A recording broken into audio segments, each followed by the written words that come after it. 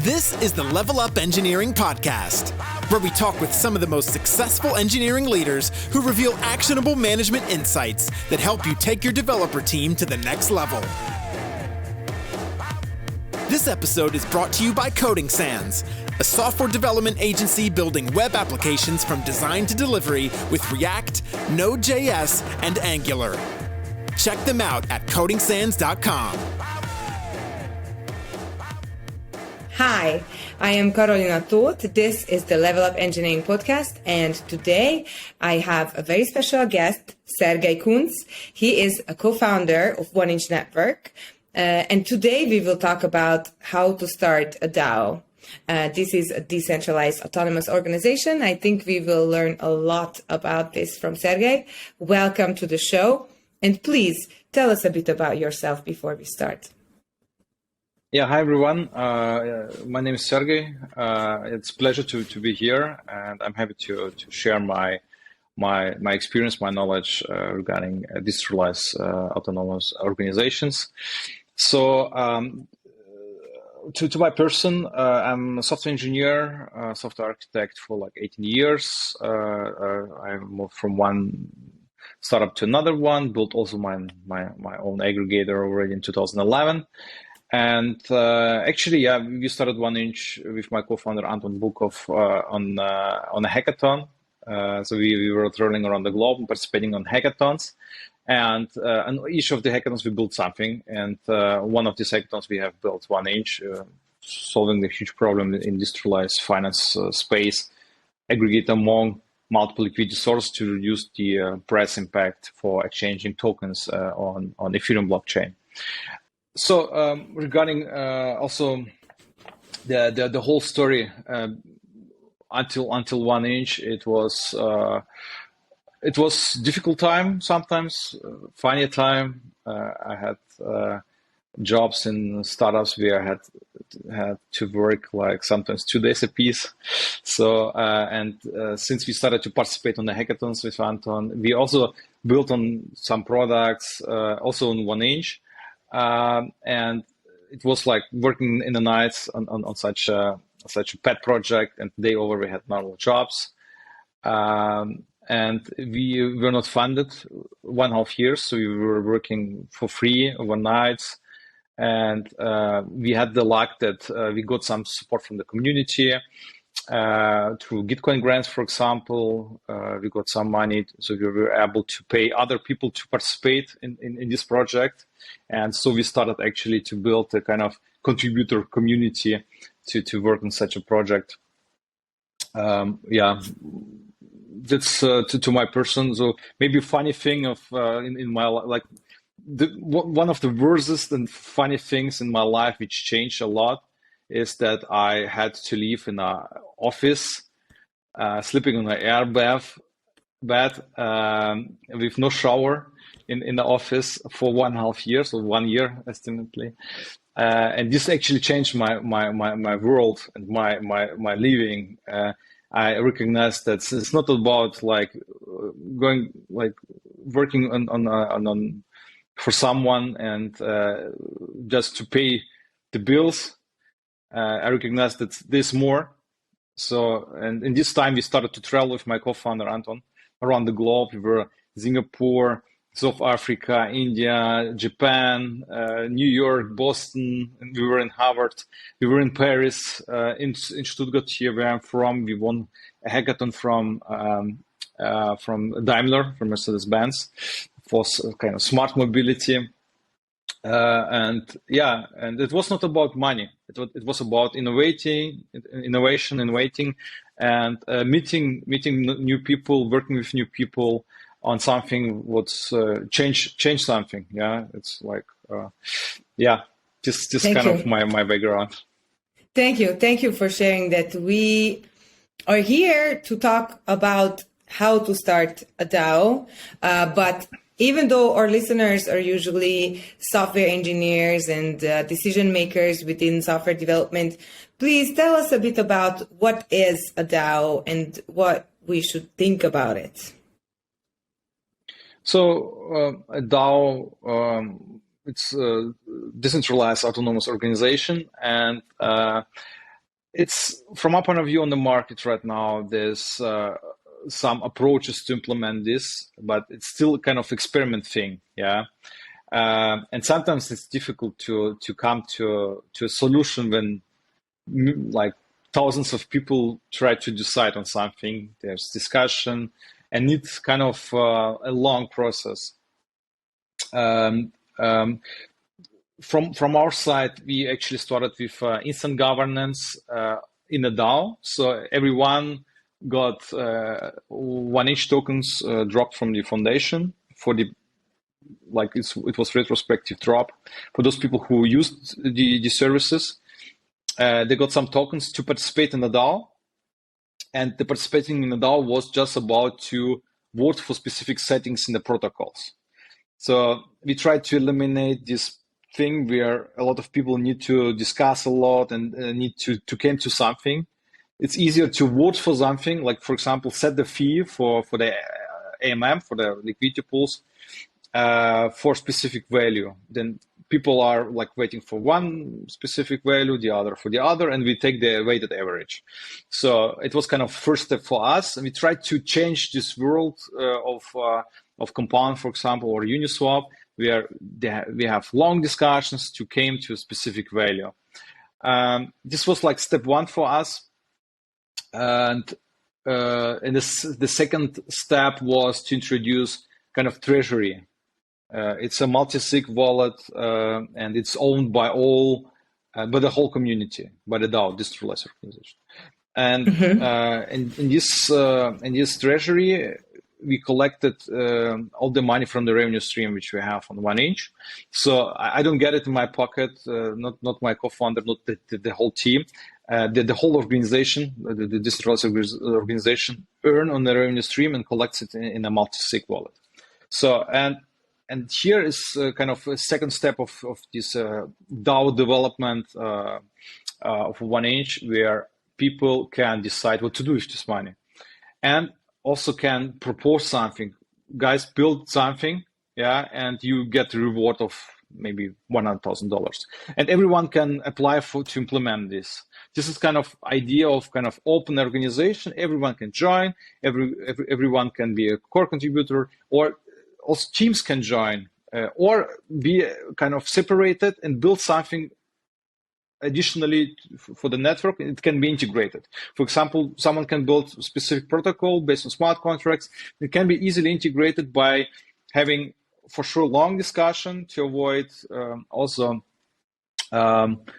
avoid situation where someone try to misuse the money in the treasury, or maybe misuse the protocols itself. That's why we have also a governance forum where everyone can talk, like it's similar to Uniswap and to Compound governance, where everyone can come and propose something. Of course, if there are different stages and you need specific amount of tokens to make a proposal. Thank you for talking about the story and what a DAO is. Can you tell us how can one become a member at your organization of 1 inch network? So at our organization, similar to all others existing famous one like Uniswap and Compound, everyone can participate also without having any governance tokens. You can just be active in the forum. You can be active in Discord and Telegram, and you can also get reward for this from the foundation. You can just apply and say, okay, I'm very active right now on forum. I answer a lot, and I do I give right answers because I'm very familiar with the project and also with the decentralized finance and decentralized organizations. And actually, everyone can help and participate. When it comes to decision making, for sure, if you create a proposal, you need specific amount of tokens, and there are also some kind of limitations. So if you want that your proposal pass the governance, then you need also a good amount of tokens to vote, for this proposal, or you need a good community behind that. Actually, there's a couple of projects who consider delegates from other users, and they're very professional, and they understand very, very well all the projects out there, and they vote based on based on the needs of the community as well. So it's easy to participate. It's not like in a real traditional world where you need to go through a lot of paperwork and everything is easily to join and participate. Mm-hmm. Much easier than the traditional way. So we kind of touched on this and how you went to some events with your co-founder and built things. But could you tell us a bit more about what was the idea behind One Inch Network specifically, and why you decided to make it a DAO? Actually, we were traveling around the globe, and we built on each of the hackathons something different. Yeah. Right. So we participated in 17 hackathons, and one of the 70 things just became famous because people start to use it because we solved a problem. And this is kind of very important thing. When you build something which solves a problem, it's people will use it, because it solves problem. It helps. And it was case for us. So we actually built it over 2 nights. I didn't sleep at all. It was in New York in May from 17th to 19th in 2019. And it was really hard, actually, not to sleep 2 days. At the end, the room behind me started to change somehow. I was in a tunnel, like if you have seen the social network, it's like that. I was like in a tunnel. And I pitched through the hackathon. I went through the hackathon and pitched to everyone. And one guy said, like, this is gonna be the next big thing. And I thought, okay. And a couple of days after the hackathon, we recognized people start using it. They just did swaps because they got better rates than on Uniswap directly, on Kyber directly, and other protocols which we integrated over 2 nights. And we recognized, okay, why not to work on that? Also for free, because it was like pet project. It was funny. We had enough experience. Anton has also like 17 years of professional software engineering experience and architecture. And we just started to build it, improve it, and this was kind of the start. And more people start to join to what we have created on the hackathon. 1 year later, we had already 2-3 people helping us, and then we were able to raise the first financial round from lead investor Binance Labs, and some other good investors. They give us money, so we were able to continue on it, to build on it. And one day we came to the point that there are a lot of settings in those protocols which we built, for swaps, for AMMs or liquidity protocol, and there are a lot of settings. And I don't want to set the settings because I have not the right expertise. How high should be the fee? What is the kind of we have some other settings for the protocol. You can really fine tune every pool, and we thought, why not to ask the community to do that? Because there are a lot of experts out there, and they would potentially be interested to participate in it and also to improve it. And we came to the idea to find someone who can kind of help us to set up this kind of structure of decentralized organization. And we came to someone who offered us to that they create a foundation, create the token, distribute the token among people who already use it. So we had already good community. We had nice Twitter account with nice memes. So every time when we release something, new feature, we use memes. It was funny, like with this cat. If you look on our Twitter, back in 2019. We published a cat, like with like big cat, and people on the beach running away, and the cat with like flashes, and like with a small text like this is when this happens when 1inch release a new feature. A new feature. And we just Awesome. yeah, it's like we shared it everywhere on each channel, each chat that we had with other people, and we had a lot through like traveling around the globe. We had a really great network. So and that's why we had already great community, and Foundation distribute among them the tokens so they can directly participate, and they started to vote on the settings on the protocol. So we released it together with the token was released together with the protocol layer and the government layer, the instant government layer, and this is how we came to the idea that we need help from outside. We need these experts from the community who can participate and help to improve the protocols and then so. Awesome. It sounds like a very straightforward process. Would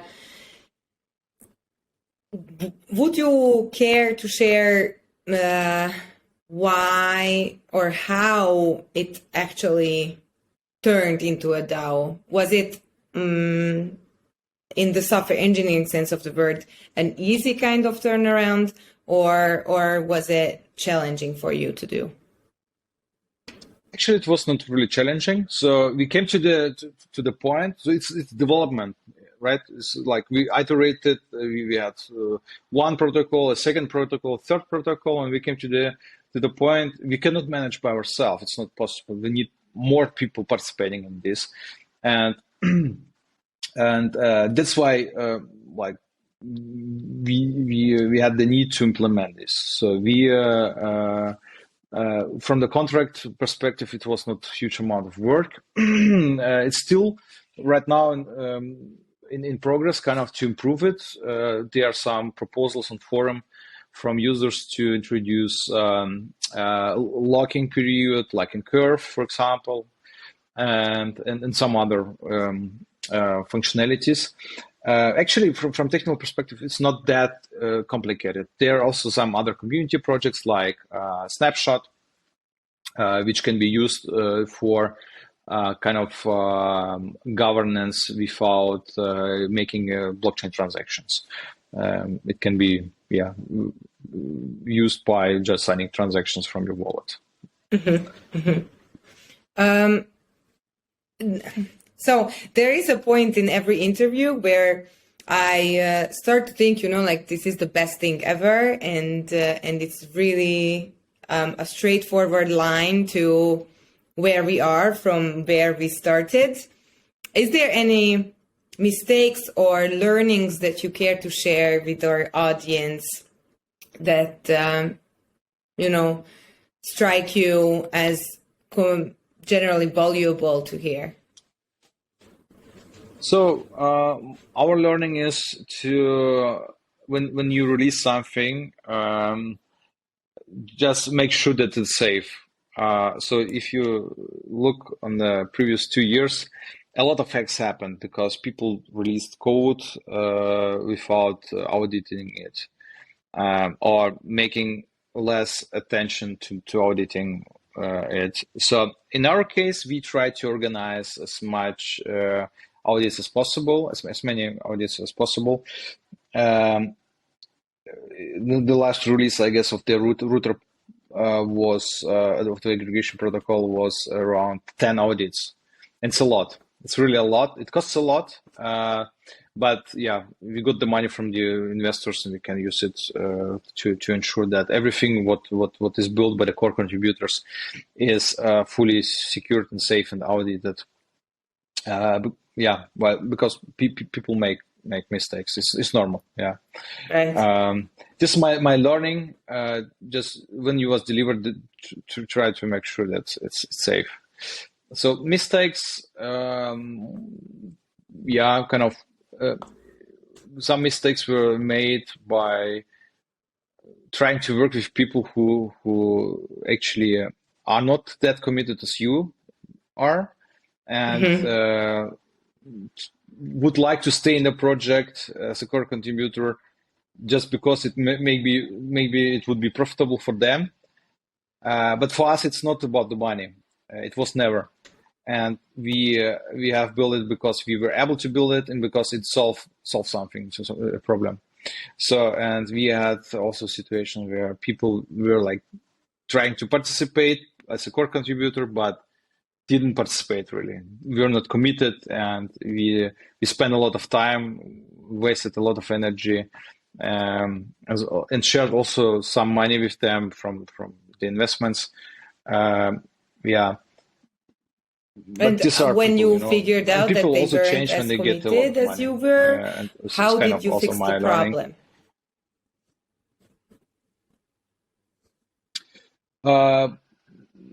If the people are not kind of committed, would just stay for the money, then it makes no sense to work with them, because they are not with soul working on the project. And yeah, all our core contributors are from the beginning are with heart and soul on working on this project, because it's changed to the world. So even in a decentralized organization, there is a chance to say goodbye to the contributors, if I am right. Yeah, the thing is, if no one would like to work with you because they tried and you are like this person abuse all others, then no one works with you, and this is how it works. So if no one works with you, then you can work by yourself if you like, but you don't have the support of core contributors, maybe co-founders, and also from the community. Yeah, if you have nowhere support and you was only just about the money there, then makes no sense to stay maybe in this organization. Right. That sounds really great, actually. So we talked about how the community kind of makes sure that everybody who is in it is a valuable member and is at least well liked by some of the other members. What other decisions can be influenced by stake owners? How do you communicate? You mentioned Twitter and memes. How does it all come together? So we have all our core contributor calls. We have different teams. We have mobile wallet teams. We have the app team. We have microservices backend aggregation informational services team, algorithm team, and so on. And we try to communicate between the teams, and also all the teams, they have own also communication ceremonies, I call it. So they are stay in touch and also are aligned. We make also core contributor events once a year. So nowadays we are 120 people already, so it's gonna be kind of huge this time. I guess we will go to Tel Aviv. I'm not completely sure. Nice. So it's still like people discovering that we have an extra event team. In terms of also also working together in a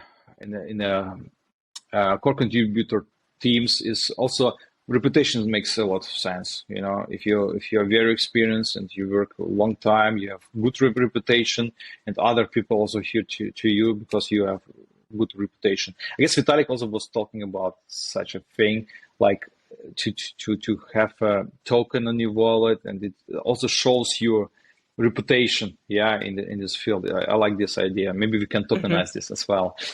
So I also sometimes call me and ask for my what I think about a specific problem or topic or maybe direction. I also share my thoughts. So, and they hear very often as well. To me, to Anton, to Kirill, to Michael, our first guys with whom we were working. With the community, is Twitter, Discord, Telegram, forum. We try to talk with them, with the community itself as much as possible. There's extra community team as well. So I am still not completely sure I get this correctly. So if, for example, I think this team building event is a really great example of how things can be organized. So how will Tel Aviv, for example, get decided? The community is researching, I understand, and at the end, I'm assuming it's not your decision, or is it? Or how can the community come to voting?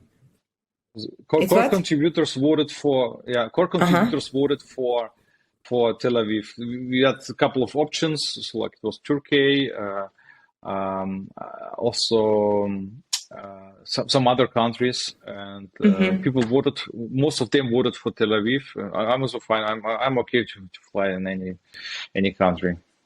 Okay, maybe not in any country, but any accessible countries. Right. It would be also a different kind of safety if you were to go to some countries that are not very welcoming. Awesome. So yes. If we talk about the business related things, how do you prioritize tasks? How do you decide what to work on next? How is this working out? Or is everybody just kind of doing their own thing and then it comes together gradually? Yeah, this is one of the difficult parts here. So every team should be aligned to something. We have specific calls where we talk about these global strategical directions. Yeah. And for example, we have right now one, and we are all working together. All the teams, they speak between each other because we decided to go this specific direction and implement specific product. Yeah. And all the dependencies they try to solve by themselves. Every kind of team, they are team leads. Yeah. Like if you look on the Agile, they are kind of product owners. Yeah. Who did talk with each other, yeah, based on the decision made for global strategy. So and when we are aligned, and we are in sync as well because we speak with each other, we are able to deliver it. Sometimes it's difficult. Sometimes one team is doing something else than the others, and they are not talking with each other. And I also try to solve it because I speak with everyone. I have calls with every team to just think and to understand what are the pain points of them. And I try to inform the other team potentially that they need the help of them. And or I just say, okay, you have to talk with them, and then you should fix this because there's an issue and we cannot move forward. Yeah. So I try to also to kind of help with aligning between the teams. So I do a lot of communication right now. So actually I forgot already when I was writing code last time. Right. I missed it very well. So yeah. So how many teams are there, if that's a public information? I don't know exactly. Actually, there's a lot. It's around 10, maybe a little bit more. Every time a new team popping up. We have support team, we have community team, we have two mobile app teams, front end team, kind of aggregational service team. Yeah, it's like a lot of teams. And so is anybody or is everybody able to start another team at any time, or is there something that they need to do to be able to do that? So you can come to foundation and ask to being integrated as team as well. or you use a single contributor. You can also ask, or you can talk with the labs to be kind of onboarded as our own team with our own product. You need to be accepted. So foundation decides most of the time based on the information from the core contributors and with a good reputation.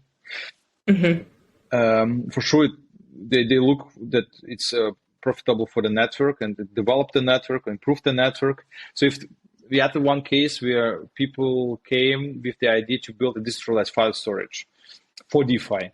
It's different to this Filecoin and all the other stories. Actually, there's no need for own blockchain, but you need just a smart contract and some proofs to prove that the storage is there, and you get rewards for this. Actually, they started to build this. They raised already multiple times as an external team, but they contribute this protocol to 1inch network. And as soon as it's production ready, we will also release it under a 1inch network brand. This is one of the cases we had. There are also a couple of other right now project teams who also asked to join. That's really awesome.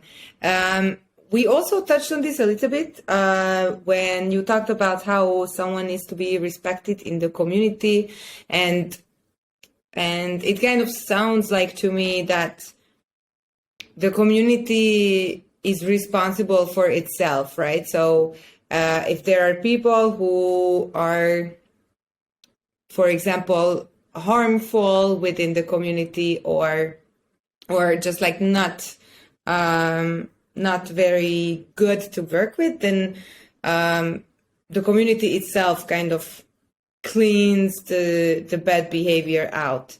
Is there any other kind of aspects to this that we should know when we think about this? Is there anything like firing someone in the community? Yes, sure. We have the vehicle labs, right? If someone is contributing through the labs and get money from the labs, and the labs doesn't like to work with them anymore because they abused some the position, or maybe is not performing, like not delivering in any time, then labs can decide to remove this person from the labs. But this person can still ask foundation to contribute as independent contributor. But like if there are like some things happened and foundation ask like other contributors if it's okay that this guy is gonna work, and they get bad feedback, then foundation wouldn't hire them or just pay grants for them, because they will not help the network. They will not improve the network. They will abuse the network, and this is how it works right now. That sounds really, really amazing. It sounds really good.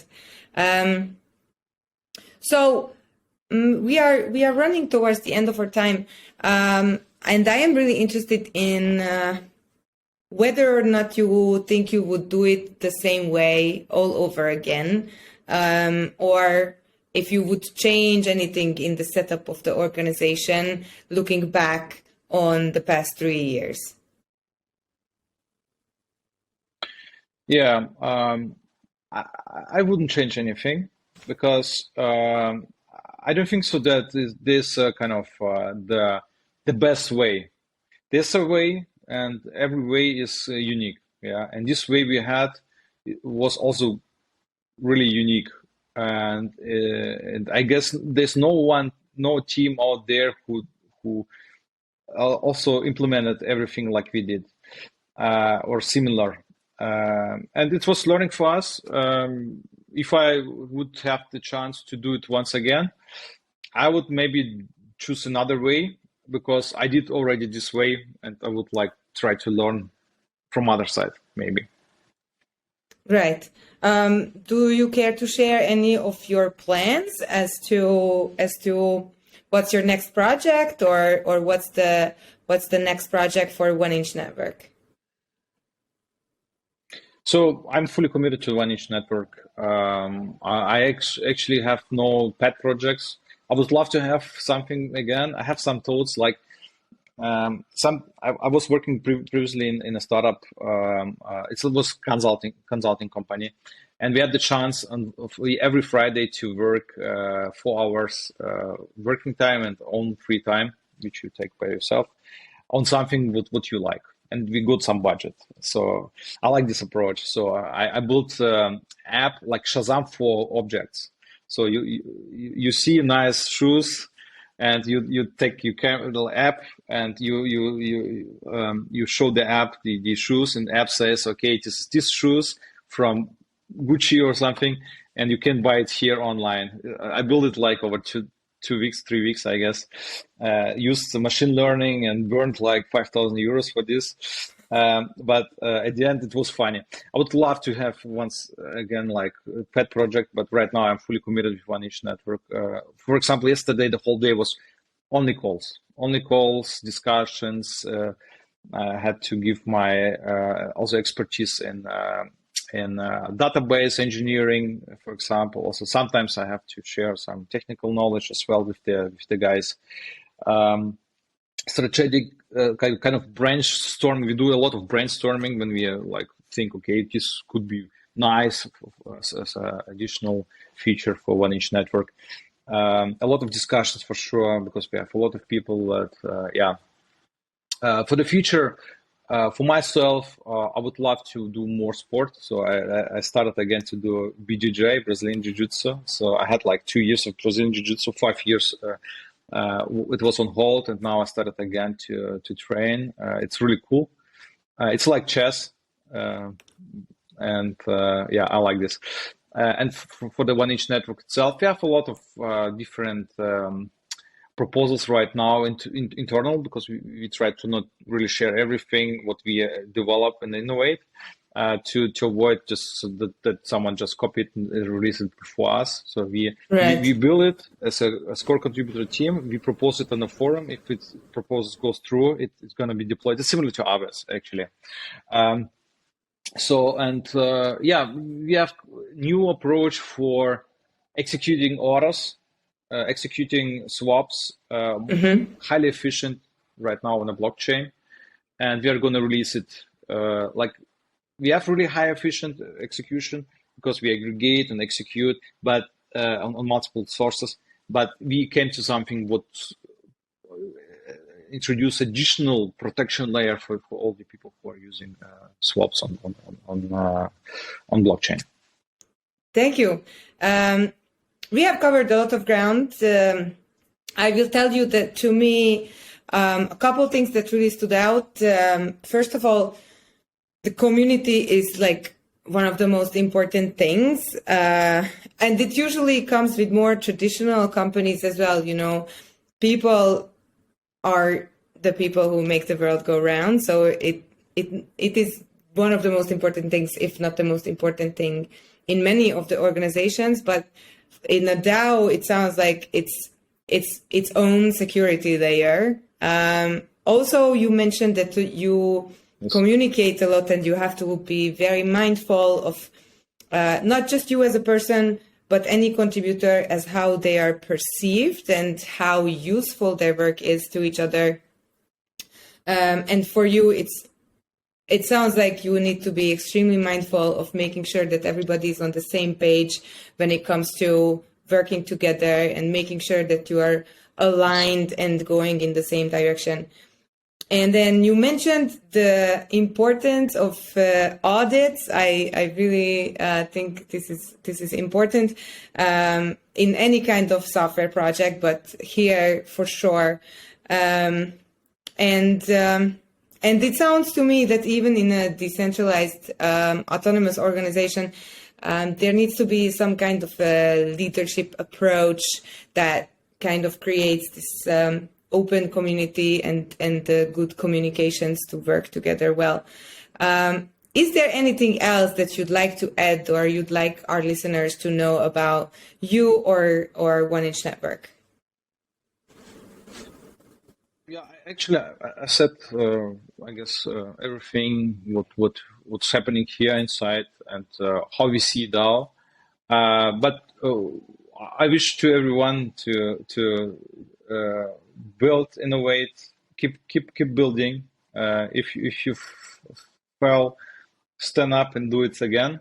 It's similar to Brazilian Jiu-Jitsu. When you lose, you need to try it again, and after a specific period of time, you will reach your goals. It's similar to us as well. We participate in 17 hackathons, and only one thing, 1 inch, was solved one of the common problems and got traction. Right. Thank you. I think that's a really nice way to end our conversation. Thank you for joining us. Dearest listeners and watchers, I am Karolina Tóth, and this was the Level Up Engineering podcast. Today with Sergej Kunz, co-founder of 1 Inch Network. We learned a lot about how to start a DAO and how to make it work. I hope you learned a lot. Please share your feedback with us online to make this the best and most valuable show for you.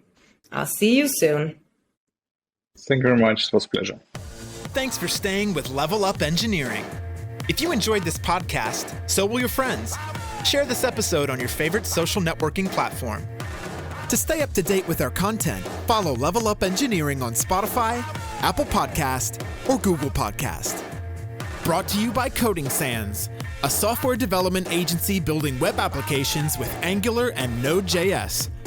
Check them out at codingsands.com.